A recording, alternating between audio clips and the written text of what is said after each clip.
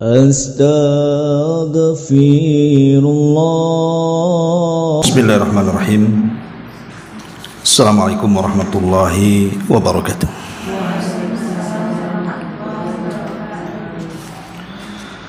Alhamdulillah wassalatu wassalamu ala Rasulillah wa ala alihi wa sahbihi wa mawalah wa la hawla wa la quwata illa billahi wa ba'du. Alhamdulillah, segala puja dan puji hanya milik Allah subhanahu wa ta'ala. Salawat dan iringan salam kita hadiahkan kepada Rasul kita Nabi besar Muhammad sallallahu alaihi wasallam. Dan kita teruskan kajian kita masih membahas Siratul Mustafa alaihi salatu wassalam. Dan kita masuk pada permulaan hijrah Rasul sallallahu alaihi wasallam. Ma'asyiral muslimat yang dimuliakan Allah subhanahu wa ta'ala, bicara tentang hijrah, tentu yang kita akan kisahkan adalah akhtar al-hijrati, sebahaya-bahaya hijrah yang pernah dilalui seorang nabi. Karena hijrahnya Nabi Shallallahu Alaihi Wasallam jauh lebih bahaya dibandingkan hijrahnya Nabi Allah Ibrahim alaihi salatu wassalam dari Irak ke Palestina, atau hijrahnya Nabi Lut alaihi salatu wassalam, atau hijrahnya Nabi Musa alaihi salatu wassalam dari Mesir menuju Madian. Yang jelas bahwa hijrah yang dilakukan Nabi SAW jauh lebih bahaya dibandingkan hijrah para nabi sebelumnya. Tetapi hijrah ini pula yang nantinya akan mengubah gambaran kehidupan kaum muslimin, yang selama ini mereka diperbudak, maka mereka punya kemerdekaan. Makanya para sahabat Nabi SAW, ketika mereka tidak nyaman untuk melakukan ibadah di kota Mekah, maka sebagian mereka sudah hijrah lebih dulu ke tanah Habasyah. Bahkan sekelas Abu Bakar Siddiq radhiyallahu an, yang memiliki wibawa dan kemuliaan di tengah-tengah Quraisy, tidak luput dari gangguan orang-orang Quraisy. Sampai satu hari Abu Bakar juga pernah hampir melakukan hijrah. Jadi dia membawa unta dengan segenap perbekalannya. Ketika sampai di perbatasan Mekah, dia dihadang oleh seorang musyrik tetapi orangnya baik. Kemudian mencegah Abu Bakar dan mengatakan bahwa orang sepertimu tidak layak keluar dan tidak layak dikeluarkan. Kemudian orang ini menyebutkan sifat-sifat Abu Bakar persis seperti Khadijah ketika mensifati Nabi Shallallahu Alaihi Wasallam dalam peristiwa selimut. Tetapi karena hijrah ini bukan fenomena biasa, banyak peristiwa dan kejadian yang berlaku yang sangat menegangkan selama perjalanan Rasul. Makanya para ulama sejarah banyak yang menulis tentang perjalanan hijrah Nabi Shallallahu Alaihi Wasallam. Nah, di antaranya dalam kitab ini kita mulai dari pembahasan tentang parlemen Quraisy yang berada di Dari Nadwa. Dan kita tahu bahwa Dari Nadwa ini adalah tempat yang dibangun oleh kakek buyut Nabi Shallallahu Alaihi Wasallam untuk sebuah acara. Kalau seandainya di tengah-tengah Quraisy ada masalah, maka mereka akan membuat pertemuan di tempat ini. Artinya tempat ini adalah tempat bertemunya para pejabat Quraisy untuk memutuskan sebuah permasalahan yang terjadi di tengah-tengah Quraisy. Tetapi kali ini Justru tempat yang dibangun oleh kakek buyut Nabi SAW untuk menciptakan kedamaian di tengah-tengah Quraisy justru dijadikan sebuah makar untuk membantai Nabi sallallahu alaihi wasallam. Itulah Darun Nadwah. Ma'asyiral muslimat yang dimuliakan Allah Subhanahu wa taala. Secara garis besar, ketika Allah Subhanahu wa taala sudah mengizinkan Nabi sallallahu alaihi wasallam untuk hijrah, karena saat itu Abu Bakar pernah meminta izin untuk hijrah lebih dulu bersama para sahabat. Tapi Nabi sallallahu alaihi wasallam menghalangi Abu Bakar, seolah-olah ada isyarat bahwa kenapa Abu Bakar dilarang Rasul? Karena Rasul ingin menjadikan Abu Bakar sebagai teman hijrahnya. Inilah yang menjadikan kemuliaan Abu Bakar di antara seluruh para sahabat yang ada, di mana Rasul lebih merasa aman dan nyaman hijrah bersama Abu Bakar, padahal sahabat yang lain banyak. Tapi kenapa kemudian dipilih oleh Rasul Abu Bakar Siddiq radhiyallahu anhu? Kalau tidak memiliki keagungan di sisi Rasul, tentu Rasul tidak akan memilih Abu Bakar. Dari sini kita tahu tentang kemuliaan Abu Bakar menjadi teman Nabi SAW, bukan hanya sebelum masuk Islam, tetapi juga masuk Islam dan menjadi teman dalam Islam, kemudian juga menjadi teman dalam dakwah, menjadi teman dalam hijrah dan dalam gua, termasuk menjadi teman dalam peperangan, sampai wafatnya pun kuburannya berada di samping Nabi SAW. Itulah Abu Bakar Siddiq radhiyallahu anhu. Jadi ketika kemudian orang-orang musyrik ini mereka mendengar bahwa Nabi SAW akan meninggalkan Mekah, maka terjadilah kekhawatiran berat bagi mereka. Bagaimana kalau seandainya orang ini, maksudnya Rasul, sampai berhasil keluar dari Mekah, sementara di dalam Mekah saja sudah banyak pengaruhnya. Bagaimana kalau dia sampai berdakwah di luar Mekah? Itulah yang dikhawatirkan oleh orang-orang kafir Quraisy. Makanya mereka membuat pertemuan dari Nadwah ini. Celakanya, ada kakek-kakek yang sangat tua, berasal atau mengaku berasal dari Najd, tiba-tiba datang ke pertemuan itu dan meminta izin untuk ikut urung rembuk akan makar yang mereka lakukan kepada Nabi. Awalnya orang-orang tidak mau pertemuan ini bocor keluar, tapi kita tahu bahwa orang-orang Najd di zaman itu terkenal memiliki pikiran-pikiran emas, ahli dalam berdebat. Sehingga apalagi orang yang datang itu orang yang sudah sepuh dan berpengalaman. Makanya akhirnya kemudian kakek itu pun diizinkan untuk ikut rapat dalam parlemen itu. Setelah kemudian ditelusuri, maka rupanya kakek itu adalah jelmaan daripada iblis. Jadi iblis ikut rapat di dalam membuat makar. Ibu-ibu bisa bayangkan kalau rapat ada iblisnya, kacau enggak? Kacau lah kan gitu. Iblis sudah masuk di situ, ya kacau rapatnya. Lah, di antara wajah-wajah terpandang disebutkan di sini yang mewakili kabilah-kabilah Quraisy, karena kan yang melakukan pertemuan di parlemen itu kan orang-orang pilihan, para pembesar-pembesar kabilah. Di sini disebutkan orang-orangnya. Tentu yang pertama di sini adalah Abu Jahal ibn Hisham, atau dikenal dengan Fir'aunnya umat ini. Kata Nabi SAW bahwa Fir'aunnya umat ini adalah Abu Jahal. Sebenarnya Abu Jahal ini adalah tokoh yang memiliki karismatik yang luar biasa di tengah-tengah Quraisy, karena setiap untayan katanya itu penuh dengan hikmah. Makanya orang-orang Quraisy itu menjuluki Abu Jahal sebagai Abul Hakam. Mereka memanggil Abu Jahal itu dengan sebutan Abul Hakam, namanya Amr ibn Hisham. Adapun yang menjuluki Abul Hakam sebagai Abu Jahal ini adalah Nabi. Jadi Nabi SAW yang memberi gelar kepada Amr ibn Hisham alias Abul Hakam dengan sebutan Abu Jahal. Kenapa? Karena kejahilan dia menolak hidayah. Maka disebut Abu Jahal, bapaknya kebodohan. Karena bodoh ketika harusnya mendapatkan hidayah dengan kehadiran Rasul, justru dia manusia yang pertama menentang akan dakwah Rasul. dan penentangannya luar biasa karena dia adalah pemimpinnya. Karena Quraisy itu kan kabilah yang terbesar itu, mereka yang memimpin suku.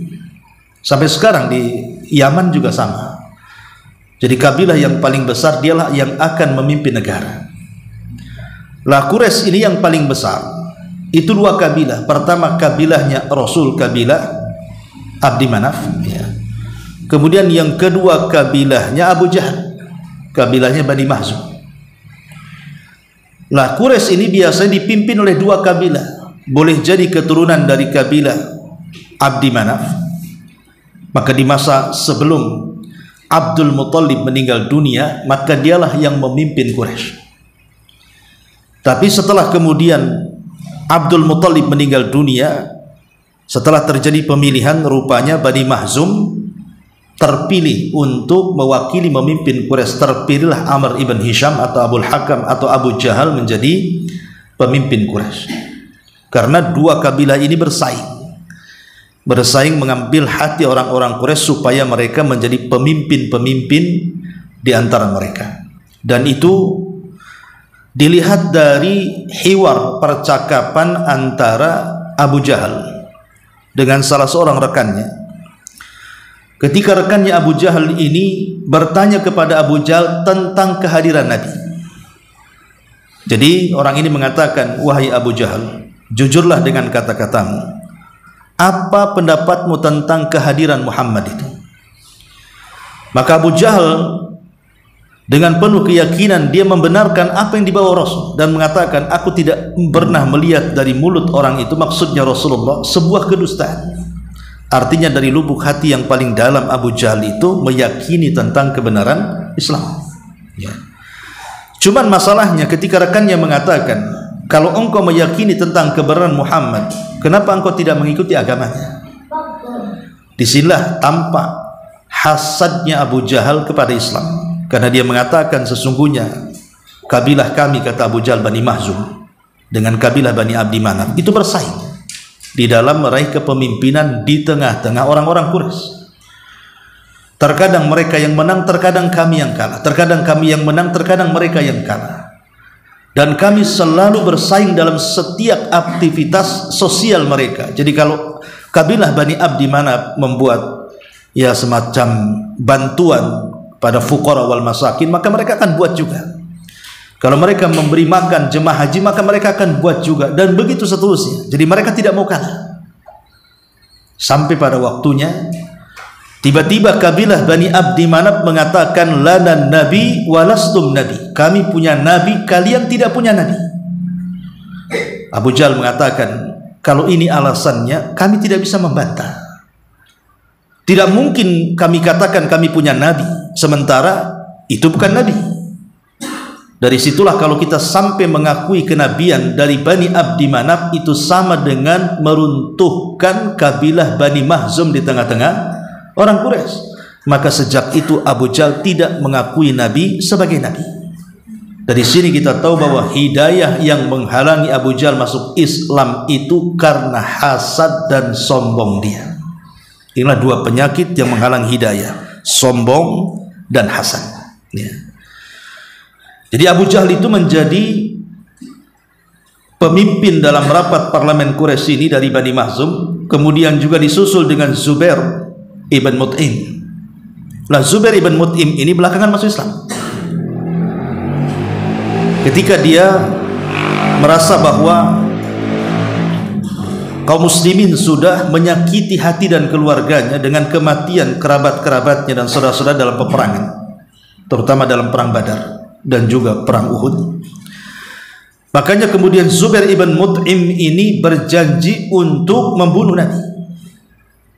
Tapi masalahnya dia berpikir kalau dia terbunuh, siapa yang akan menanggung keluarganya?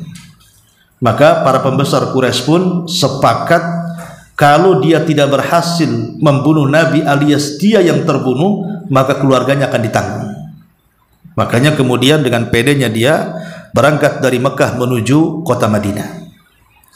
Lah saat Nabi SAW sedang sholat subuh, ada yang mengatakan sholat maghrib, dan yang rajih sholat maghrib, Nabi SAW ketika itu membaca surah Thaha. Lah ketika sampai kepada ayat yang menyinggung berhala-berhala orang-orang Quraisy, am khuliqu min ghairi syai'in am humul khaliqun am khalaqus samawati wal ardi bal la yuqinun. Apakah berhala-berhala itu tercipta sekonyong-konyong begitu saja, ataukah berhala itu tercipta dari segala sesuatu? Apakah langit dan bumi itu yang menciptakan berhala itu? Bahkan orang-orang musyrik pun ragu-ragu dengan keyakinannya. Lah ketika Rasul membaca surah Thaha sampai kepada ayat ini, lah Zubair bin Mut'im tiba-tiba tidak jadi menghunus pedangnya, kemudian terpikir dengan apa yang dibaca Nabi dalam sholat itu. Betul juga, kalau memang berhala itu Tuhan, kenapa dibuat dari bebatuan? Kalau berhala itu Tuhan, toh dia juga tidak sekonyong-konyong ujung-ujung ada, tapi diciptakan manusia. Dan langit dan bumi juga bukan itu yang menciptakan, bahkan mereka tercipta dari tangan-tangan manusia. Jadi mulai akalnya berpikir nih, karena bagaimanapun agama orang-orang musyrik itu tidak masuk di akal. Sampai-sampai dijelaskan, jadi orang-orang musyrik ini, mereka kalau safar, kemudian mereka kalau rindu ingin menyembah berhala, maka mereka akan mencari batu. Dan kalau mereka menemukan dari sekian banyak batu, maka mereka akan mengambil batu yang paling indah dari batu-batu yang mereka temui. Kemudian mereka ambil dan mereka sembah. Tapi kalau mereka menemukan batu yang jauh lebih indah dibandingkan batu sebelumnya, maka berhala yang lama dilempar, maka batu yang baru akan diambil. Kan akalnya nggak masuk. Ya, masa Tuhan tukar tambah begitu? Orang jual beli saja. Ya, karena ini agak lebih cantik, buanglah yang lama, kan itu. Yang lebih parah lagi, kalau mereka sama sekali tidak menemukan batu, maka mereka akan menggundukkan pasir. Kemudian mereka akan tawaf di pasir itu, kemudian menyembahnya. Jadi agama orang-orang musyrik di zaman itu sudah masuk di akal. Makanya kalau orang-orang cerdas sekelas Zubair bin Mut'im ini berpikir akhirnya. Dari situlah kemudian dia menyarungkan pedangnya setelah Rasul salat maghrib. Kemudian dia menghampiri Rasul, tiba-tiba bersyahadat di hadapan Nabi. Masuk Islam Zubair bin Mut'im ini, dan mengatakan, dulu tidak ada manusia yang paling aku benci kecuali kamu, dan sekarang tidak ada manusia yang paling aku cintai kecuali dirimu. Itulah gambaran Zubair ibn Mut'im. Kemudian juga Tu'aimah bin Adi, kemudian Al-Haris ibn Amir, lah ketiganya mewakili Bani Naufal bin Abdi Manaf.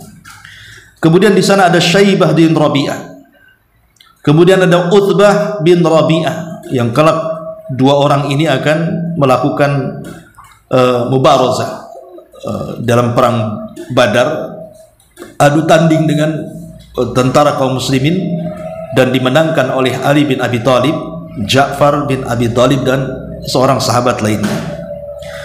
Kemudian yang nomor 7 Abi Sufyan ibn Harb, dan ini juga tokoh besar Abi Sufyan ini, karena dialah yang memenangkan peperangan Uhud. Jadi orang-orang musyrik menang dalam perang Uhud itu karena sumbangsi daripada Abi Sufyan ketika itu menjadi pemimpin perang. Ketika banyak pembesarnya sudah meninggal di Badar, dialah menjadi pemimpin orang-orang Quraisy, Abi Sufyan ibn Harb ini. Lah Abi Sufyan ibn Harb ini punya adik perempuan. Lah adik perempuan daripada Abi Sufyan inilah menjadi istrinya Abu Lahab. Jadi Abu Lahab ini dia menikah dengan adik daripada Abi Sufyan, namanya Arwa bintu Harbin. Arwa bintu Harbin, artinya Abu Lahab ini bukan menikah dengan orang sembarang, tapi juga dengan wanita berkelas juga di zaman itu, karena Abi Sufyan menjadi pemimpin Quraisy juga. Lah adiknya Arwa bintu Harbin, ataupun kunyahnya Ummu Jamil, itu menikah dengan Abu Lahab.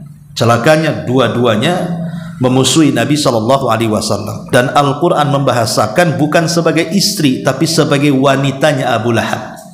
Tabbat yada abi lahabi wa tab ma aghna anhu maluhu wa ma kasab wa ra'atuhu, bukan wa zaujatuhu. Bahasa Arabnya istri kan zauja, kalau imra'ah itu artinya wanita. Allah membahasakan bukan istrinya Abu Lahab tetapi wanitanya Abu Lahab. Kenapa coba disebut wanitanya Abu Lahab? Ulama mengatakan, Sebab kalimat zaujah itu identik dengan sakinah, mawaddah dan rahmah. Kalau suami istri itu identik dengan sakinah, mawaddah warahmah. Tapi ketika Al-Quran membahasakan dengan imra'atuhu, wanitanya Abu Lahab, menunjukkan rumah tangga Abu Lahab saja bermasalah. Di dalam rumahnya itu loh bermasalah. Ya, makanya lihat bahasa Quran ketika istri-istri para nabi tidak dikatakan zaujah tapi dikatakan imra'ah, itu rata-rata bermasalah. Contoh namanya Allah mengatakan wa daraballahu mathalan lilladzina kafaru imra'ata nuhin wa imra'ata lut, dan Allah berikan permisalan wanita-wanita dari orang-orang kafir, itulah wanitanya Nuh dan wanitanya Lut. Allah tidak mengatakan istrinya Nuh, padahal keduanya istrinya. Tapi Al-Quran tidak membahasakan kalimat istri, tapi membahasakan kalimat wanita. Kenapa? Karena dua wanita ini percontohan wanita kafir. Padahal dua-duanya istri Nabi. Nuh seorang Nabi, Lut juga seorang Nabi. Tapi dua wanita itu justru berkhianat kepada kedua suaminya yang saleh itu. Lah ketika dalam rumah tangga itu tidak ada sakinah, mawaddah dan rahmat, inilah yang menjadikan kenapa Abu Jahal dan Arwah bintu Harbin istrinya itu memerangi Nabi SAW, karena di rumahnya saja sudah tidak sakinah, maka keduanya justru menjadi musuh Nabi SAW. Itulah adik daripada Abi Sufyan ibn Harb. Kemudian yang nomor 8 An-Nadhr bin Al-Haris, wakili dari Bani Ad-Dar. Kalau Abi Sufyan mewakili dari Bani Syams bin Abdi Manaf. Kemudian Abu Al-Bukhtari, Abu Bukhtari bin Hisham. Kemudian juga yang nomor 10 Jam'ah bin Al-Aswad. Kemudian yang nomor 11 Hakim ibn Hizam, yang nanti akan masuk Islam juga. Ketiganya mewakili Bani Asad bin Abdi Uzza. Kemudian di sana ada Nubaih bin Al-Hajjaj. Kemudian Munabbih bin Al-Hajjaj, keduanya mewakili Bani Sahm. Dan yang terakhir Umayyah ibn Khalaf, mewakili Bani Jum'ah. Dia ada Umayyah bin Khalaf ini tuan daripada Bilal bin Rabah. Jadi dialah yang menyiksa Bilal ibn Rabah, Umayyah bin Khalaf ini. Dan Umayyah bin Khalaf ini termasuk kompornya orang-orang Quraisy. Jadi orang yang paling memusuhi Nabi sallallahu alaihi wasallam. Lah inilah 14 manusia yang berkumpul di Darinah II. Lah saat mereka berkumpul itulah tadi saya katakan, tiba-tiba datang orang tua renta mengaku dari tokoh Najd. Karena disebut kata Najd saja mereka sudah senang dan bahagia karena tokohnya langsung yang turun. Berarti kan mereka didukung oleh kabilah-kabilah besar yang lainnya seperti Najd, dan Najd terkenal orangnya cerdas-cerdas, ya. Dan pembuat makar, makanya kemudian mereka mempersilahkan si kakek tua itu untuk masuk. Rupanya kakek tua itu adalah jelmaan daripada iblis tadi. Iblis ikut rapat, ya. Lah kemudian di sini mulailah ketika rapat itu dimulai. Disinilah terjadi banyak dialog, banyak pendapat dari masing-masing kepala kabilah. Apa kira-kira yang layak untuk dilakukan kepada Nabi Shallallahu Alaihi Wasallam? Makanya disebutkan di sini, diantaranya adalah pendapat Abul Aswad. Dia berkata, apa kata dia? Kita usir saja dia dari tengah-tengah kita dan kita asingkan dari negara kita ini. Kita tidak akan ambil peduli kemana dia pergi dan apa kiranya terjadi terhadap dirinya. Mau hidup mau mati terserah, yang penting jangan ada di tengah-tengah kita. Ini kata Abul Aswad. Dia mengatakan sebaiknya kita usir saja. Jadi mereka sudah merencanakan pengusiran. Dan memang begitu para nabi dan rasul sebelumnya. Seperti umpamanya lihat kaumnya Lut alaihi salam. Mereka mengatakan keluarkan Lut dari negeri kita. Jadi para nabi itu banyak yang dirongrong dengan pengusiran-pengusiran. Nah, salah satunya Nabi Shallallahu Alaihi Wasallam di sini menurut pendapat Abul Aswad, kita usir saja dia. Tidak usah lagi dia bertempat tinggal di tanah kelahirannya. Mau mati mau hidup terserah dia. Yang penting jangan ada di tengah-tengah kita. Tetapi pendapat ini dibantah oleh iblis yang menyamar si kakek tua tadi. Apa kata si kakek tua tadi? Demi Allah, tidak demikian, ini bukanlah pendapat yang tepat. Bukankah kalian sudah mengetahui betapa indah gaya bicara orang itu, betapa manis ucapannya, dan betapa kemampuannya menguasai hati manusia dengan ajaran yang dibawanya? Kalian sudah tahu semuanya. Kalau seandainya dibiarkan dia keluar berdakwah di tempat lain, banyak yang akan terpengaruh. Saya nggak setuju, kata si iblis tadi. Akhirnya kemudian berdirilah tokoh yang lainnya. Di sini disebutkan Abu Al-Bukhturi. Mulai dia berkata, dia mengatakan, kalau pendapat saya, kurung saja dia, artinya penjarakan dia, kunci pintunya, lalu kalian tunggu apa yang akan dialami, sebagaimana yang terjadi para penyair sebelumnya seperti Zuhair, An-Nabighah, serta orang-orang dulu selain mereka yang mati dengan cara ini. Artinya mereka hendak memenjarakan Rasul, tidak usah dikasih makan, tidak usah dikasih minum, nanti mati sendiri dalam penjara itu. Tetapi sekali lagi si kakek tua Najd tadi mengatakan, demi Allah, aku tidak sependapat. Ini bukan pendapat yang bagus, katanya. Kenapa? Demi Allah, andai kata kalian kurung dia, sebagaimana yang kalian katakan tadi, niscaya berita tentang pengurungannya akan sampai ke sahabat-sahabatnya, bahkan akan sampai ke kabilah-kabilahnya. Tidak mustahil mereka akan datang menyelamatkannya, dan akan terjadi perang antara kita dengan mereka. Sebaiknya urungkan niat yang kedua ini. Akhirnya kemudian pendapat yang kedua ini diurungkan, sampai akhirnya Abu Jahal, penjahat kelas kakap ini, mulai dia berpendapat. Apa kata Abu Jahal?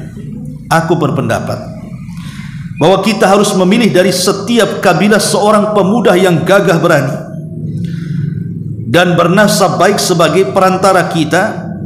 Kemudian kita berikan kepada masing-masing mereka pedang yang tajam, lalu mereka arahkan kepadanya untuk menebas secara serentak. Paling tinggi, kalaupun seandainya dia mati, dia tidak mungkin akan melawan banyaknya kabilah di hadapan mereka Bani Hashim. Pasti ujung-ujungnya apa? Bayar dia. Kalau itu yang mereka mau, kita bayar dia 100 ekor unta. Tiba-tiba kemudian, entah kenapa si kakek tua iblis itu langsung kemudian berdiri dan mengatakan, aku setuju dengan pendapat Abu Jahal. Bayangkan, iblis ikut Abu Jahal, ya kan? Ini bukan Abu Jahal ikut iblis, si iblisnya boleh ikut Abu Jahal. Makanya dia lebih Fir'aun daripada Fir'aun tuh si Abu Jahal, ya. Lah akhirnya ketika si kakek tua ini sudah setuju, maka sepakat satu parlemen itu mengatakan kompak dengan bulat setuju pendapat Abu Jahal ini. Kita bunuh dengan cara beramai-ramai, kita hakimi, ya, hukum jalanan bahasa kitanya, ya, supaya tidak ada yang disalahkan. Kalau sudah main hakim sendiri kan tidak bisa disalahkan. Sebab kalau seandainya satu kabilah dikirim satu orang, tentu akan diperangi kabilah itu oleh kabilah Nabi. Tapi kalau semua kabilah, tentu Bani Hashim akan mikir, ini lawannya berat. Paling ujung-ujungnya mereka minta bayaran diat, kita kasihlah 100 ekor unta, selesai urusan, katanya. Lah dari sinilah maka rencana itu mulai mereka buat. Tapi sekali lagi Allah katakan, wa makaru makran wa makarna makran wallahu khairul makirin. Mereka manusia boleh membuat makar, tapi Allah punya makar, dan sebaik-baik makar adalah makar Allah subhanahu wa ta'ala. Kemudian berikutnya, tatkala keputusan keji ini untuk membunuh Nabi SAW telah diambil sebagai putusan, mulailah mereka merencanakan mengambil banyak anak-anak muda yang tangguh, yang gagah. Kemudian anak-anak muda ini diserahi pedang masing-masing. Untuk apa? Membunuh Nabi SAW.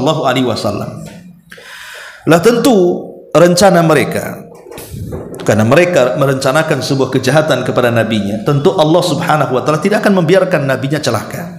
Man 'ada li waliyan faqad adzantuhu bil harbi. Siapapun yang memusuhi wali-waliku, kata Allah, maka dia telah mengumandangkan perang kepadaku. Kalau wali Allah saja selain nabi akan ditolong kalau disakiti, bagaimana pula nabinya?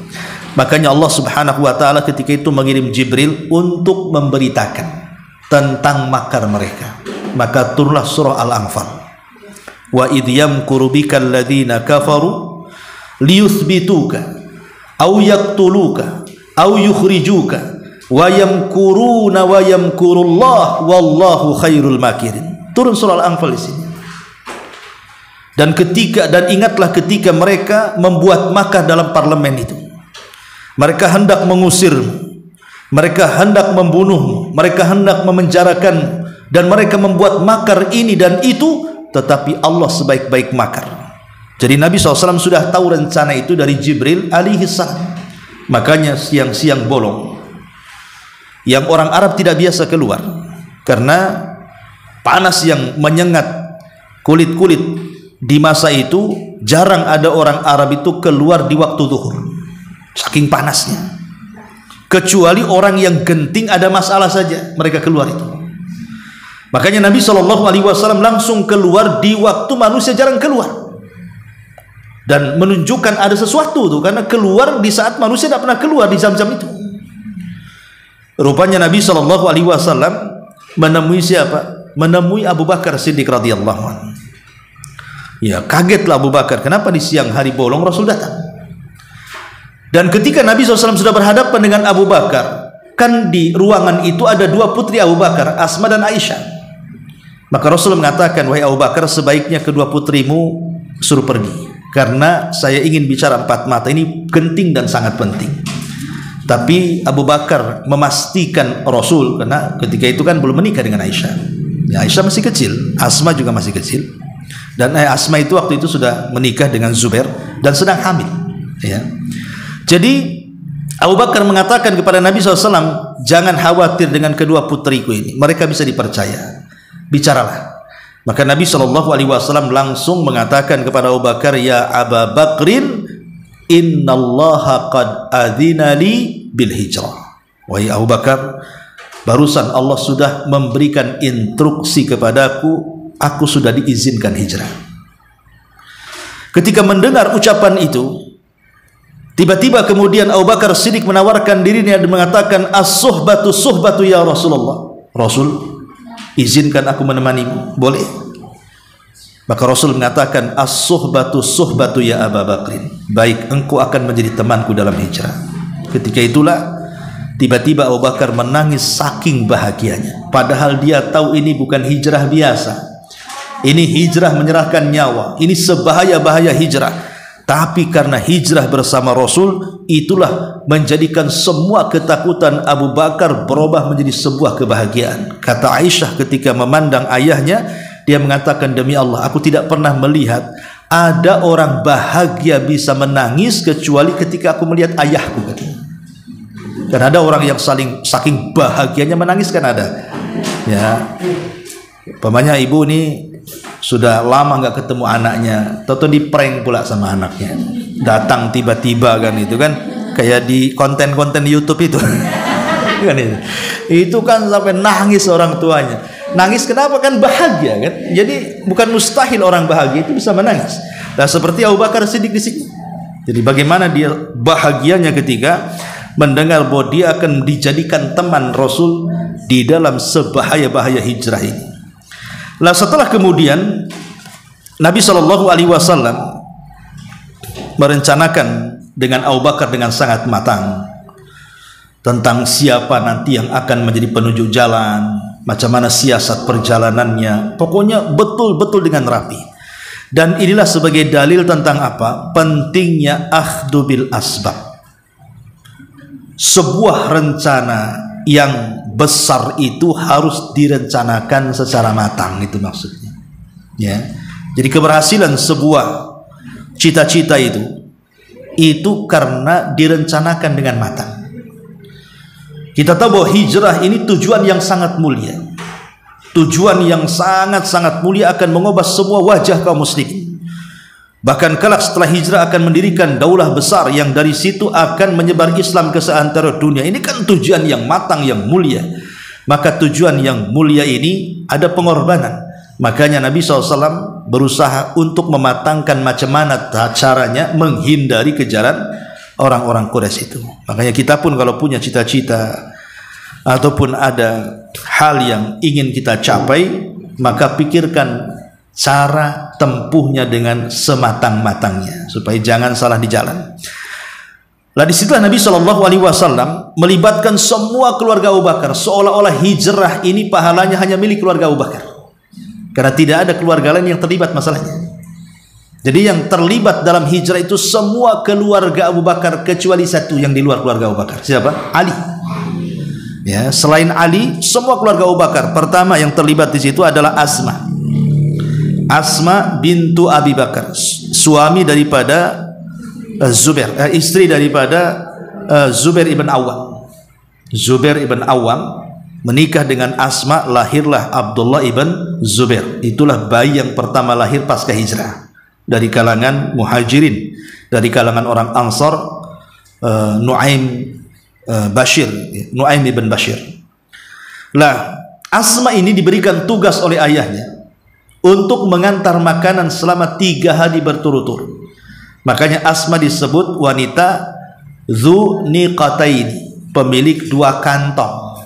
Ya, karena dia mengantongi 2 makanan di pinggul kiri kanannya, satu untuk ayahnya dan satu untuk Nabi. Maka disebut dzi niqataini, karena pemilik 2 kantong makanan tadi. Bayangkan Asma ketika itu sedang hamil, sementara jarak dari rumah Abu Bakar ke Gua Thur itu 5 km. Jauh dari Mekah ke Gua Thur kan 5 km. Ya, ibu yang sudah umrah tahulah. Kalau baca di situ kan ada 5 km itu dari Mekah. Ya, jadi sejauh itu Asma yang sedang hamil berjalan kaki, itu pun di malam hari. Kalau di siang hari kan ketahuan.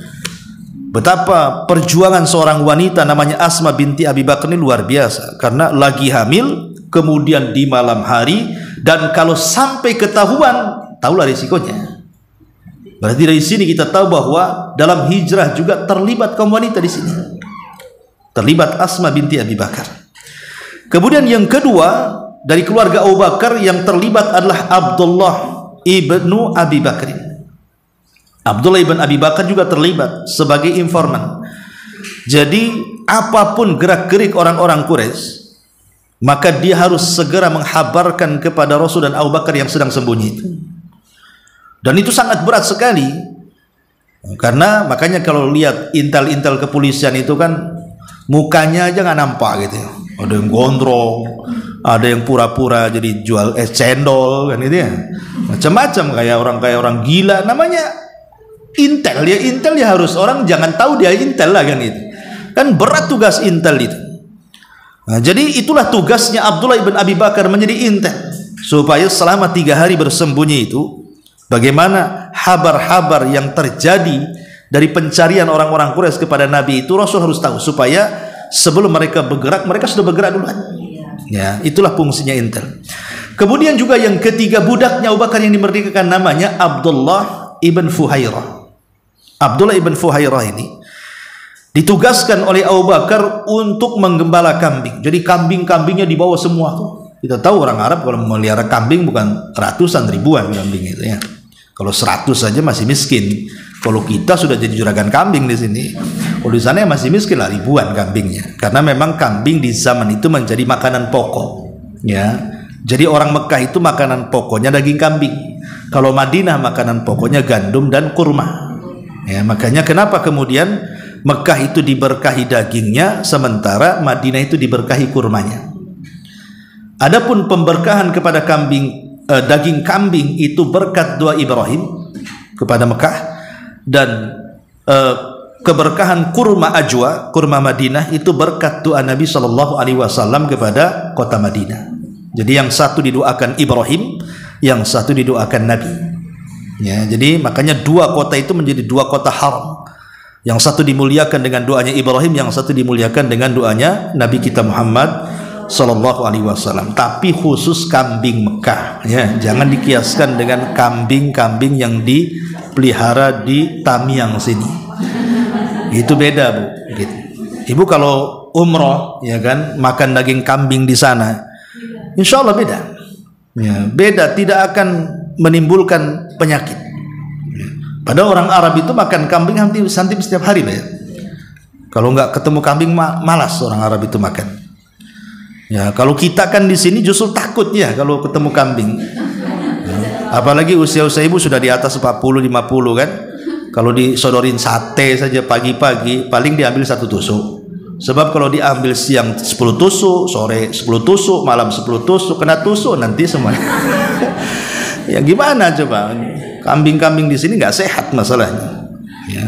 Tapi yang jelas bahwa intinya bahwa Abdullah ibn Fuhairah ini bertugas untuk menggembala kambing. Ada faedah. Kenapa kemudian Abdullah ibn Fuhairah ini disuruh bawa kambing satu? Karena ya perahan air susunya.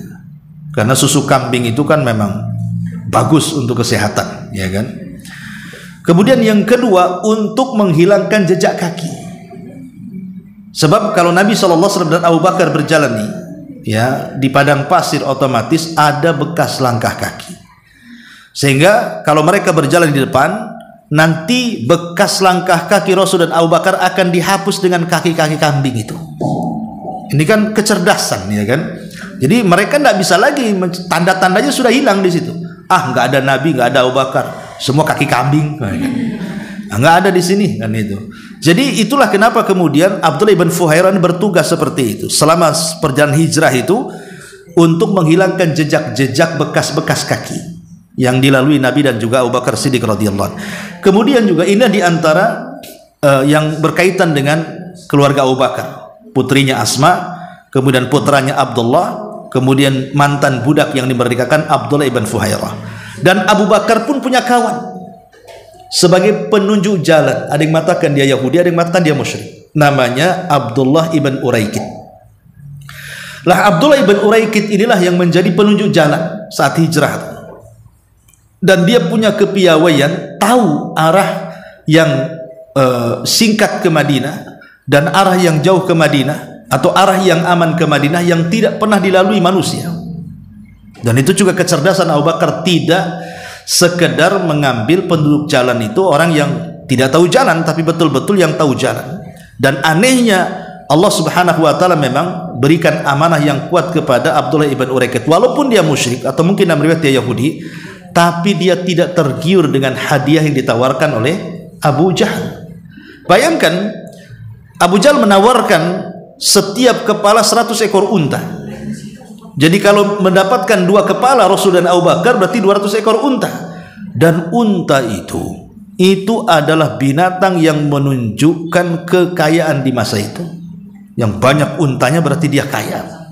Ya, karena segala-galanya itu menggunakan kendaraan unta di zaman itu. Orang safar pakai unta, mahar pakai unta, kemudian kendaraan kesekitaran juga unta. Jadi semua pakai unta. Makanya kenapa Rasul kalau mengibarahkan sebuah kekayaan mesti menyebut-nyebut unta. Contoh umpamanya Nabi SAW mengatakan kepada Ali radhiyallahu anhu, "Wahai Ali, kalau lantaran lisanmu ada satu orang mendapatkan hidayah, maka itu lebih baik daripada unta merah." Yang disebut-sebut unta oleh Nabi. Bahkan ketika menyebut pahala besar juga disebut-sebut unta. Kata Rasul, siapa yang di hari Jumat ke masjid, maka malaikat akan berdiri pintu masjid, maka rombongan pertama dari sapi yang pertama seolah-olah mereka berkorban dengan seekor unta, ya kan? Jadi selalu kalimat unta itu, makanya ini hadiah besar. Sementara hadiah yang diberikan Abu Bakar kepada Abdullah ibn Uraikid ini tidak seberapa dibandingkan hadiah yang dibagikan Abu Jahal bagi yang bisa menangkap keduanya. Tapi karena Allah telah berikan amanah, Abdullah ibn Uraikid bisa dipercaya, dia tidak tergiur sama sekali. Dia tetap memilih untuk menjadi penunjuk jalan Rasul dan juga Abu Bakar Siddiq radhiyallahu. Inilah manusia-manusia di sekitar Abu Bakar. Kemudian di sana ada Ali radhiyallahu anhu. Ali juga sangat memiliki kisah tersendiri, artinya memiliki keajaiban luar biasa dalam sejarah hijrahnya. Jasa yang tidak bisa lupakan begitu saja, karena dialah yang menaruhkan jiwanya untuk keselamatan Nabi. Karena di malam itu rumah Nabi SAW itu sudah dikepung. Rasul berada di rumah, dan di situ juga ada Ali radhiyallahu anhu, dan Ali masih kecil ketika itu. Rasul hanya mengatakan, "Ya Ali, tidurlah di tempat aku tidur." Setelah Ali tidur di tempat Rasul tidur, kemudian terlelap tidur, ditinggalkan Nabi. Ya. Tapi Nabi SAW sangat yakin bahwa Allah akan menjaga Ali. Kenapa? Bukan tidak punya alasan Rasul meninggalkan Ali di situ, ya. Pertama, karena Ali itu anak dari pemimpin Arab, Abu Talib. Gak berani orang menyentuh Ali, dia anaknya. Ya. Paling tinggi ya paling dipukuli gitu saja. Kalau dibunuh tidak mungkin. Sehingga dengan keyakinan itulah Rasulullah SAW menaruh Ali. Yang kedua, karena ada beban di pundak Rasul, di mana barang-barang titipan orang-orang Quraisy itu belum semua dikembalikan. Maka Rasul mengatakan kepada Ali, jangan kau hijrah dulu, hijrahlah belakangan sepeninggalku, dan serahkan barang-barang titipan ini kepada pemiliknya. Dari sini menunjukkan bahwa Nabi itu sebelum diangkat menjadi Nabi atau setelah diangkat menjadi Nabi dan Rasul, tetap dipercaya rumah Khadijah sebagai bank syariah pertama dalam Islam, sebagai penitipan. Karena kan di zaman itu belum ada ATM, ya kan? Orang-orang musyrik itu kalau mau safar ke luar negeri, mau ke Yaman, ke Syam, tidak mungkin mereka menggondol uang sebanyak itu, nanti dirampok di jalan. Atau tidak mungkin meninggalkan uang di rumahnya, nanti dicuri orang. Sehingga mereka harus ada penitipan yang bisa menjaga harta mereka. Sementara uang di zaman itu kan dinar dirham, itu kan uang emas semua sampai perak, lain dengan lembaran di zaman sekarang. Artinya kan itu harta yang luar biasa. Itulah yang kemudian walaupun di satu sisi mereka memerangi Nabi SAW, tapi di sisi lain mereka ada ketergantungan kepada Rasul. Apabila mereka hendak safar, selalu menitipkan barang-barang mereka di rumah Nabi. Makanya kemudian Rasul meminta kepada Ali, jangan ikut hijrah dulu sampai barang titipan orang ini diserahkan kepada pemiliknya. Ya. Kemudian yang ketiga, Rasul yakin dengan kekuatan Allah Subhanahu wa taala, yakin Allah akan melindungi Ali karena telah melindungi nabinya. Jadilah orang-orang yang terlibat dalam hijrah Nabi: Abu Bakar, Asma bintu Abi Bakar, Abdullah ibn Fuhairah, Abdullah ibn Uraikid, kemudian Ali bin Abi Thalib radhiyallahu anhu. 6 orang inilah yang terlibat dalam hijrah Nabi sallallahu alaihi wasallam. Ya. Ma'asyiral muslimat yang dimuliakan Allah Subhanahu wa taala. Tentang blokade di sini terhadap kediaman Nabi sallallahu alaihi wasallam disebutkan di sini tentang orang-orang pilihan yang dipilih oleh orang-orang Quraisy untuk menjadi eksekutor. Jadi banyak sebenarnya anak-anak muda, tapi 11 orang inilah yang terdepan untuk menjadi eksekutor, untuk mengeksekusi Nabi. Pertama, Abu Jahal sendiri turun tangan. Yang kedua, Al-Hakam bin Abil As. Kemudian Uqbah bin Abi Mu'aid. Uqbah bin Abi Mu'aid ini orang yang paling memusuhi Nabi. Uqbah ini, dialah yang meletakkan kotoran di pundak Rasul sementara Rasul sedang sujud. Uqbah ini, ya, bukan tidak ada alasan Uqbah ini kenapa dia sampai berani meletakkan kotoran unta di pundak Rasul saat sujud. Sebenarnya Uqbah bin Abi Mu'aid ini dulunya penggemar Nabi. Dia kan ahli syair, ya, ahli syair, orangnya cerdas, tapi dia suka kalau Nabi baca Quran. Karena apa? Rupanya syair-syair Nabi, karena orang Quraisy menganggap Rasul sedang bersyair, bukan Quran kan. Jadi syair-syair Nabi itu melembutkan hati, menenangkan hati. Mereka tidak tahu itu Quran dan tidak bisa ditandingi oleh syair. Makanya si Uqbah ini suka dengan Nabi. Ya, ibaratnya sekarang lah banyaklah orang-orang Islam juga yang suka dengan pemain bola, padahal pemain bola itu kafir, tapi suka pula foto-fotonya dipajang. Ya. Nah, seperti itu kesukaannya Uqbah kepada Rasul gitu. Walaupun berbeda keyakinan, tapi karena Rasul itu juga suka membaca Quran dan disangkanya syair, disangkanya sama-sama penyair, jadi Uqbah ini suka dengan Nabi. Saking sukanya itu sampai gandrung, ya. Jadi ngefan lah bahasa kitanya. Sampai satu hari, karena saking ngefannya kepada Rasul Uqbah ini, jadi dia ingin menghormati dan menghormati gaya orang-orang Quraisy itu, ya ngajak makan. Ya, orang dulu kalau menghormati orang ngajak makan. Ya, dan itu paling efektif. Ya, ibu kalau mau dekati orang ngajak makan, itu cepat akrabnya. Tapi kalau kenalan di mana, ya sekilas lupa. Tapi kalau diajak makan 2-3 kali itu udah akrab tuh biasanya. Nah, akhirnya kemudian Uqbah itu memasakkan masakan yang enak. Jadi istrinya itu disuruh masak dengan masakan yang lezat, yang enak, yang banyak, karena mau mengundang idolanya. Padahal masih musyrik itu Uqbah bin Abi Mu'aid. Akhirnya diundang ke rumahnya. Ketika diundang ke rumahnya, satu makanan pun tidak dicicipi Nabi. Dan itu aib. Kalau merasa tidak dimakan itu kan rasanya apa yang salah dengan dia. Kayak kita kalau ada tamu dikasih makan, ada yang disentuhkan, gimana hati kita? Jadi Uqbah ini bertanya, wahai Muhammad, kenapa kau tidak mencicipi makananku? Makan, ini makanan lezat, enak katanya.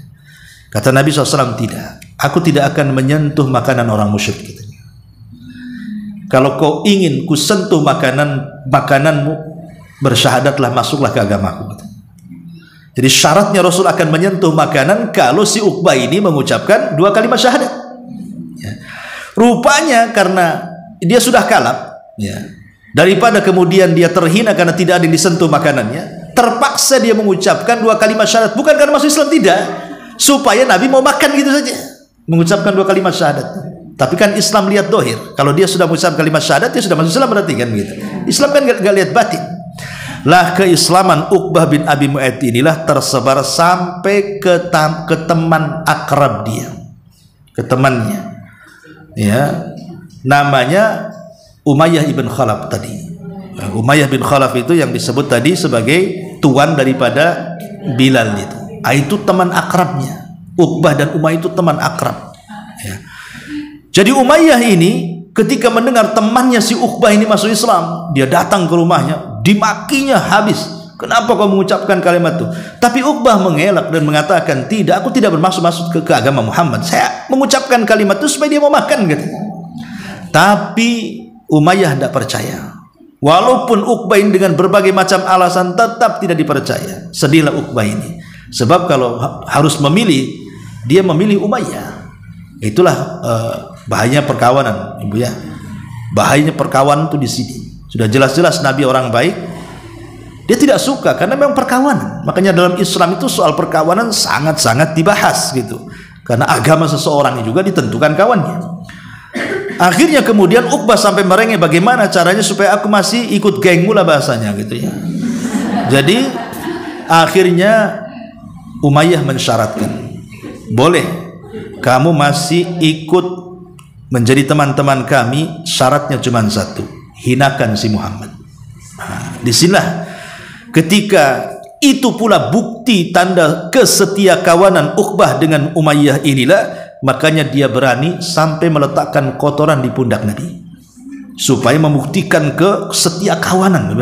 Gara-gara perkawanan seperti ini, makanya turun ayat tentang cerita ini. Nanti pada hari kiamat orang-orang itu akan menyesal, kenapa aku tidak berkawan dengan si Anu, kenapa berkawan si Anu, ya. Jadi itulah Uqbah bin Abi Mu'ayth. Makanya ketika dia menghina Rasul dengan sehina-hinanya, meletakkan kotoran di pundak Rasul, ketika terjadi perang Badar, dialah orang yang pertama kali disalib dalam Islam. Jadi terkena tawanan, kemudian digantung di tiang gantungan dan mati di tiang saliban. Dan itu orang yang pertama disalib dalam Islam, si Uqbah bin Abi Mu'ayth ini. Karena musuh besarnya Rasul masalahnya. Orangnya baik, belakangan jadi musuhnya.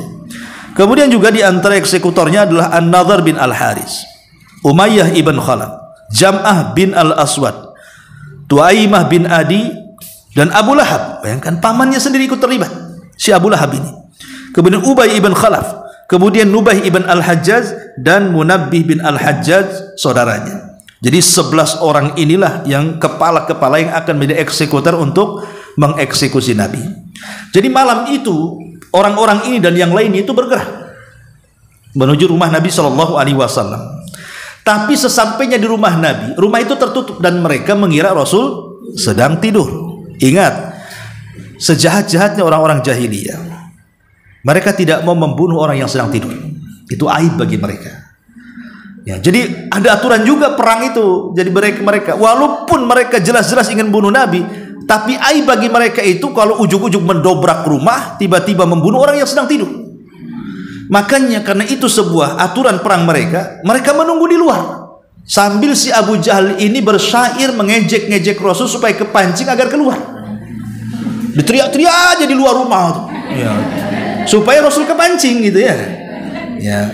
Ya kayak debt collector mau nagih utang sama ibu lah kan teriak-teriak di luar kan, ngomong sama tetangganya, itu tidak bayar sama saya, itu lah. Nanti kan ibu keluar juga marah-marah juga kan, tengkarlah di tengah jalan itu. Jadi akhirnya Abu Jahal hanya berteriak-teriak saja, kedengaran kepada Nabi, dan terjadilah saut-sautan di situ.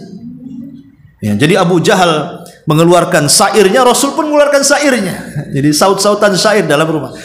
Sampai akhirnya karena Rasul juga tak kunjung keluar, maka mereka tetap menanti, karena tugas mereka adalah ketika semata-mata pintu itu saja dibuka, maka mereka langsung menebas Rasul beramai-ramai. Itu tujuan mereka. Tapi pintu itu tak kunjung dibuka masalahnya. Ya. Lah Nabi SAW gimana coba Bu? Kalau ibu di posisi Nabi gitu, udah dikepung rumahnya, yang jelas akan dibunuh semua pakai senjata, sementara di situ cuma 2 orang, Rasul dan anak kecil Ali bin Abi Thalib.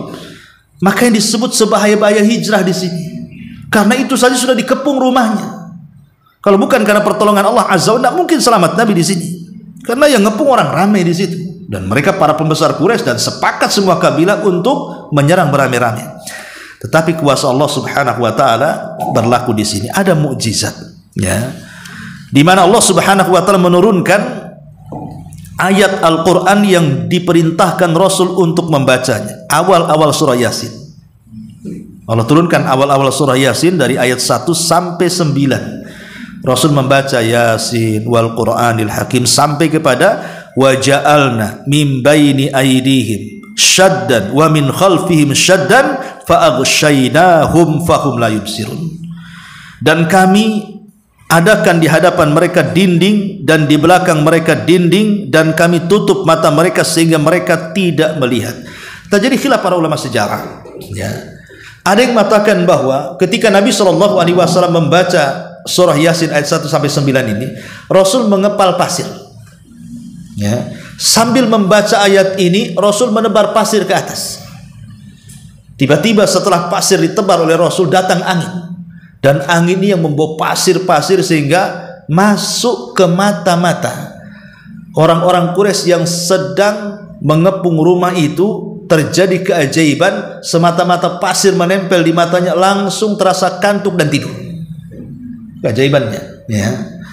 Tapi juga ada yang mengatakan bahwa tidak, Rasul SAW tidak menggunakan media apapun, tidak debu, tidak pasir, tidak ada apapun. Rasul hanya membaca ayat ini, dan semata-mata membaca ayat ini terjadi keajaiban. Dan itu kan Allah ala kulli syai'in qadir, Allah atas segala sesuatu maha mampu kan. Bagaimana caranya kita tidak tahu. Yang jelas ketika Rasul membaca surah Yasin ini 1 sampai 9 dan sampai kepada ayat wa ja'alna min baini aydihim saddan wa min khalfihim saddan fa aghshaynahum fahum la yubsirun, maka tiba-tiba semua orang-orang yang mengepung tidur, termasuk Abu Jahal juga tidur di situ. Tertidur sampai dijelaskan dalam sirah itu ada yang sampai ngorok di atas batu. Ya, saking ngantuknya nunggu Rasul keluar, kok nggak keluar kan itu. Kan tertidur mereka kan. Tidur jamaah di situ. Ya. Dan ini mukjizat khusus bagi Nabi. Ibu jangan praktekkan. Gitu. Nah, karena ada juga yang mempraktekkan kan. Ini ada razia nih. Karena polisi-polisi ini nanti tak bawa helm, tak bawa SIM, tak bawa ini, motor pinjaman pula. Baca ayat ini supaya polisi tak nampak. Rupanya ditampakkan pula sama polisi. Ya kan, tidak bisa. Ayat ini kan hanya khusus bagi Nabi. Ya, jangan dijadikan mantra-mantra perdukunan. Jadi ketika kemudian semua sudah tertidur, disitulah kemudian Ali juga sudah tertidur di situ. Maka Rasulullah SAW keluar dari belakang rumah, kemudian pergi menuju rumah Abu Bakar, dan rupanya Abu Bakar sudah menunggu. Ya, ada yang mengatakan Rasul sempat mampir ke pasar yang terdekat dari Mekah seolah-olah hendak berpamitan. Kemudian baru ke rumah Abu Bakar, dan Abu Bakar sudah menyediakan 2 ekor unta. Itulah yang satu disebut Qaswa namanya. Ada unta Rasul namanya Qaswa. Itulah yang jadi tunggangan Rasul kelak di Madinah. Karena unta itu pernah ikut hijrah dan menyelamatkan Rasul, namanya Qaswa. Dan itu dibelikan oleh Abu Bakar Siddiq radhiyallahu anhu. Jadi Abu Bakar Siddiq radhiyallahu anhu membawa seluruh hartanya dalam hijrah ini. Tapi ingat, Nabi tidak menjadikan sia-sia harta Abu Bakar, karena Rasul pun paham dia tidak mau pahala dia diambil Abu Bakar. Jadi itu dalam bentuk hutang. Jadi walaupun Abu Bakar yang mendanai, tetapi Rasul menganggap itu hutang yang akan dibayar kelak di Madinah. Harusnya kan seperti itu. Kalau kita kan ditraktir, alhamdulillah. Justru kalau makan di warung itu pura-pura kamar mandi dulu. Tahu lama padahal nggak ngapa-ngapain. Harapan dibayar. Intinya bahwa Rasulullah SAW sudah disiapkan. Ada yang mengatakan sampai 5.000 dirham. Wallahu alam ya. Tapi yang jelas banyak sekali. Inilah yang menunjukkan Abu Bakar pernah mengeluarkan 2 kali dalam kehidupannya semua hartanya untuk jihad di jalan Allah. Pertama dalam hijrah, yang kedua dalam perang Tabuk. Ya, dalam perang Tabuk juga Abu Bakar mengeluarkan semua hartanya. Ketika Umar menganggap ini kesempatan untuk mengejar kebaikan Abu Bakar dengan menginfakkan separuh hartanya, tiba-tiba mendengar Abu Bakar menginfakkan semua hartanya. Kecewa Umar. Aku belum bisa menandingi Abu Bakar sampai hari ini, katanya. Jadi 2 kalilah Abu Bakar pernah menginvestkan semua hartanya di jalan Allah. Pertama dalam mendanai Rasul, dan yang kedua dalam perang Tabuk itu. Masyaallah muslimat yang dimuliakan Allah Subhanahu wa taala. Nah, kemudian perjalanan dari rumah menuju Gua Hira di sini. Jadi disebutkan terjadi pada tanggal 27 Safar tahun 11 kenabian, bertepatan dengan tanggal 12 bulan 12 sampai 13 September tahun 622 Masehi. Ya. Maka bertolaklah Nabi Shallallahu Alaihi Wasallam menuju Gua Thur. Kenapa disebut Thur? Thur itu artinya sapi, karena bentuk gunung itu seperti punggung sapi. Ibu kalau perhatikan Bukit Thur itu seperti punggung sapi. Ya, makanya Thur bahasa Arabnya sapi. Lah di Bukit Sur itulah ada gua, makanya guanya disebut Gua Thur. Ada yang mengatakan bukan gunung yang berbentuk sapi, tapi guanya yang berbentuk sapi. Jadi ketinggiannya gua itu tingginya sapi gitu. Tinggi sapi seberapa, seperti itulah tingginya gua. Ada yang mengatakan seperti itu, wallahu alam. Tapi yang jelas bahwa itu adalah Gua Thur. Rasulullah SAW kenapa tidak lantas bertolak ke Madinah? Itu kan Gua Thur bagian daripada Mekah, 5 km kan masih Mekah itu, belum masuk, belum keluar pun dari Mekah. Itu bagian daripada strategis perjalanan Nabi. Supaya orang-orang mengira Rasul sudah ke Madinah, mereka mengejar ke Madinah pada Rasul masih di Mekah untuk mencari jalan yang lain yang tidak pernah ditempuh manusia. Itu bagian daripada strategis ya, tahdid bahasa Arabnya, strategis yang matang yang dilakukan Nabi SAW selama 3 hari. Itulah yang kemudian selama 3 hari di gua itulah keluarga Abu Bakar bergerak di sini. Asma setiap malam datang membawa makanan. Abdullah ibn Abi Bakar setiap hari memberikan informasi gitu ya.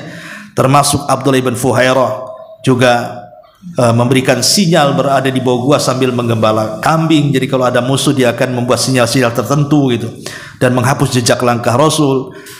Kemudian juga Ali bin Abi Thalib diserahkan oleh Nabi SAW untuk sebagai pengaman daripada memperhambat atau memperlambat perjalanan Nabi SAW. Karena ketika Rasul keluar, kemudian mereka sadar di waktu subuh, sementara pintu sudah masih tertutup, disangka masih tidur, mereka tidak mungkin menunggu sampai pagi. Karena tidak mungkin menunggu sampai pagi, itulah akhirnya mereka terpaksa mendobrak. Itu pun karena sudah pagi, masa didobrak. Tapi mereka pun tidak mau membunuh, langsung menikam Ali yang sedang tidur. Tetap dibangunkan dulu gitu maksudnya. Ya, pas dibangunkan ternyata bukan Nabi, rupanya Ali. Nah, mereka kecewa, mereka hanya bisa meninterogasi anak kecil, menampar gitu saja, tapi tidak sampai membunuhnya. Karena tahu siapa Ali, putra daripada Abu Thalib gitu ya. Tapi masalahnya karena mereka tahu dalang semuanya niatkan atau dibantu oleh Abu Bakar, makanya setelah mereka tidak mendapatkan Rasul, mereka melampiaskan kemarahan mereka kepada keluarga Abu Bakar. Ketika Rasul tidak ada, langsung mereka bergerak ke rumah Abu Bakar. Itu masalahnya. Ketika sampai di rumah Abu Bakar pun tak ada di situ, yang ada hanya Asma yang sedang hamil tuh. Kemudian Asma pun belaga bodoh dan mengatakan, di mana ayahmu? Dia mengatakan nggak tahu. Akhirnya ditampar sama Abu Jahal itu sampai keluar darah dari lisannya. Ya, aib seorang laki-laki menampar wanita. Zaman jahiliyah saja aib kan. Tapi karena kemarahan Abu Jahal sampai menampar Asma. Tapi Asma itu kekeh, walaupun disiksa apapun dia tidak mengaku demi keselamatan ayah dan nabinya. Makanya akhirnya ketika mereka kecewa tidak menemukan Nabi, Abu Bakar juga tidak ketemu, mulailah mereka menyebar pasukan. Disitulah Abu Jahal mengatakan, siapa yang berhasil mendapatkan kepala Abu Bakar, bagi dia 100 ekor unta. Siapa yang berhasil menangkap kepala Muhammad, maka bagi dia 100 ekor unta. Jadi hadiahnya 200 ekor unta. Bayangkan kalau 1 ekor unta di zaman sekarang dapat mobil Avanza, itu kan sudah 200 mobil Avanza, bisa buka dealer mobil itu. Ya, kan kaya jadinya. Ya, siapa yang nggak tergiur? Akhirnya semua orang terlibat lah. Kalau pertama kan hanya pemuda-pemuda saja nih, pemuda-pemuda pilihan. Ini sudah sayembara ini masalahnya. Berarti semua bisa ikut. Nah, ini sudah lain lagi rencana ini. Kalau rencananya tadinya hanya utusan-utusan kabilah saja, sekarang semua boleh ikut. Nanti hadiahnya 200 ekor unta dengan 2 kepala. Dan itu disebarkan di semuanya. Bukan hanya di kabilah-kabilah, sampai kabilah-kabilah jauh pun mendengar. Makanya kenapa saya katakan di awal ini sebahaya-bahaya hijrah. Kenapa? Karena sudah jadikan sayembara. Ya, siapapun yang memenggal kepalanya maka akan dapat 100 ekor unta, 200 ekor unta. Semua orang mengincar Nabi dan Abu Bakar. Ini dikatakan sebahaya-bahaya hijrah karena diintai dari semua mata. Ya, sampai ada seorang di tengah perjalanan itu, nanti ada kisah tentang kisah Buraidah. Itu membawa anak buahnya, preman lah bahasa kitanya. Itu membawa anak buahnya berhasil mengejar Nabi Buraidah ini. Ketika hampir kemudian perang melawan Nabi, hendak membunuh Nabi dan Abu Bakar, entah macam mana caranya, Nabi SAW mengajak dialog dengan lembutnya, kemudian duduk, kemudian bicara, dibacakan Quran, lembut hati Buraidah ini. Akhirnya masuk Islam, 1 geng masuk Islam. Nah itu diantara ibrah perjalanannya itu. Ketemu Buraidah, semua anak buahnya masuk Islam itu. Dan itu keajaiban hijrah juga. Ya, ketika orang Mekah mengusir dia, di tengah jalan pula justru orang-orang itu justru masuk Islam. Termasuk nanti ada ketemu namanya Ummu Ma'bad. Ummu Ma'bad seorang wanita tua di tengah padang pasir. Ketika Nabi SAW kemudian sampai kehabisan bekalnya, tidak ada lagi yang diminum, tidak ada yang dimakan, Allah takdirkan ketika di tengah hampir putus asa, nemui pula 1 tenda di tengah padang pasir. Rupanya ada seorang nenek, tetapi suaminya sedang pergi, namanya Ummu Ma'bad. Ya, lah di Ummu Ma'bad inilah Rasulullah SAW supaya Ummu Ma'bad menyediakan makan atau minum sebagai jamuan tamu. Karena kan kita tahu orang Arab itu masih ada sifat-sifat memuliakan tamu walaupun di atas kejahiliahannya. Karena itu syariat Ibrahim masalahnya. Jadi Rasul mengatakan, ada nggak makan dan minuman? Kata Ummu Ma'bad, nggak ada, kecuali kambing kurus katanya. Maka Rasulullah SAW menunjukkan mujizatnya, mana kambing itu. Kemudian diusap putingnya sampai gemuk, akhirnya mengeluarkan air susu sampai 1 baskom itu. Setelah 1 baskom, yang pertama kali disuruh minum adalah Ummu Ma'bad, pemilik kambing itu. Karena dia yang punya kambing kan. Ya, kalau posisi kita dulu lah kita yang haus kan. Kalau Rasul udah ambil. Jadi Ummu Ma'bad suruh minum, udah kenyang, baru kemudian memilih kepada Abu Bakar. Tapi Abu Bakar tak mau. Ya, kata Rasul, isyrab ya Abu Bakar, enggak mau. Kata Rasul, isyrab ya Abu Bakar, enggak mau. Engkau dulu wahai Rasul. Lihat bagaimana kecintaan Abu Bakar kepada Rasul. Dia tidak mau minum duluan, dia minta kepada Rasul minum duluan. Akhirnya Rasul minum duluan.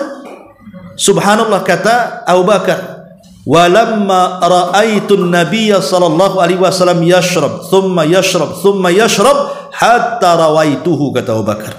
Ketika aku memandang Rasul minum dan terus minum sampai hilang hausku. Ada orang kayak gitu tuh. Kalau kita yang haus mandang orang ngelak kan gitu ya, enak kali kita udah kelak gitu kan, padahal kita belum minum.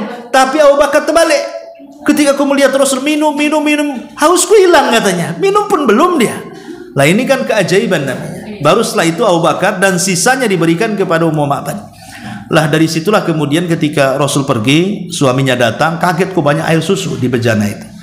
Disitulah Ummu Ma'bad kemudian mensifati tentang orang yang datang ke rumahnya. Makanya kalau kita membaca kitab Syama'ilul Muhammadiyah tentang fisik Nabi, ya, maka tidak ada sifat yang paling lengkap menceritakan fisik Nabi kecuali Ummu Ma'bad kepada suaminya. Jadi dia kisahkan bagaimana orang itu, Nabi itu seperti apa, itu detail sekali Ummu Ma'bad kepada suaminya. Orangnya begini, sampai suaminya kebingungan itu. Ada manusia seperti itu. Makanya setelah kemudian Rasul di Madinah, Islam sudah kuat, belakangan Ummu Ma'bad dan suaminya datang kemudian masuk Islam. Ya, belakangannya kan itu ya. Ya, sampai kemudian ada namanya kisah Suraqah ibn Malik dalam hijrah. Dan tentu banyak kisah-kisah yang lain dalam hijrah. Wallahu alam, sampai di sini dulu. Setelah kita sampai kepada di Gua Thur. Baik, sebelum saya tutup, kalau ada yang bertanya silakan. Nggak ada. Tidak ada, kita terus.